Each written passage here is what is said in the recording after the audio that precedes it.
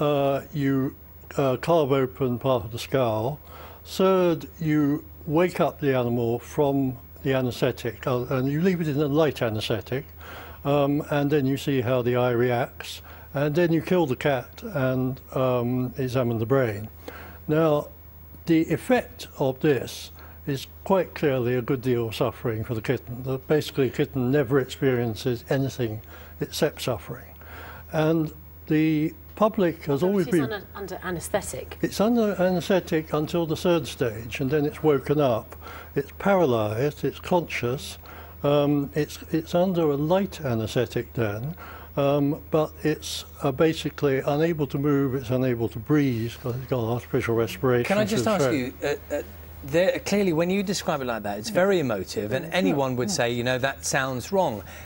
If, and this is where the debate gets confusing, if those scientists who've done that study could come out immediately afterwards and categorically say that they had solved the problem, they had found something clearly, does that change your attitude to the experiment that's been done, or is it that in isolation? Are you saying that could never, under any circumstances, be allowed, no matter what was learnt as a result? Well, what we say is that the system which checks whether an experiment can be justified or not is broken, because what Cardiff says, and we're not having a go at Cardiff in particular, we're talking about the whole system.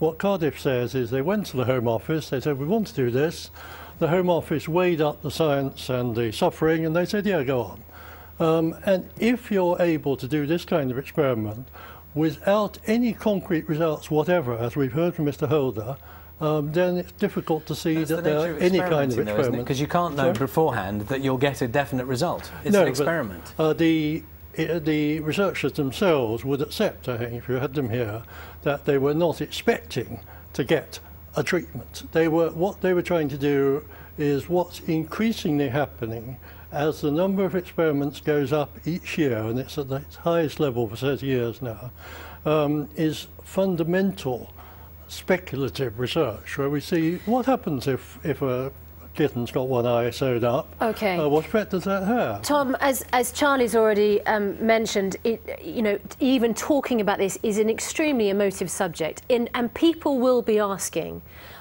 is there not another way of doing research like this? I mean, talking about treating kittens like this, is there no alternative?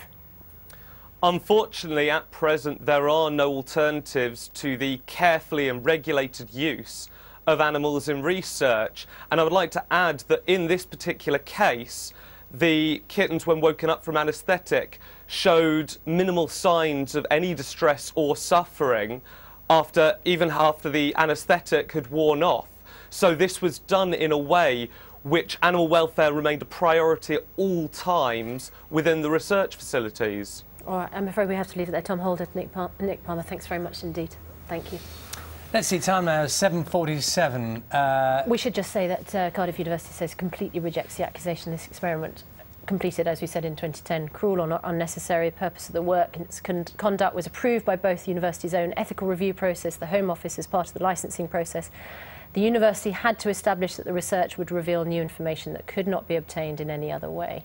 Yes, they also go on to say the university will always use alternative technology where it exists, only uses animals when absolutely necessary, and the university believes the research raises the prospect of markedly improving the sight of lazy eye sufferers. That statement from Cardiff University about those experiments, the research carried out on kittens. Now, 7:48, you're watching Breakfast from BBC News. Let's update you on our main headlines this morning. A major investigation is underway.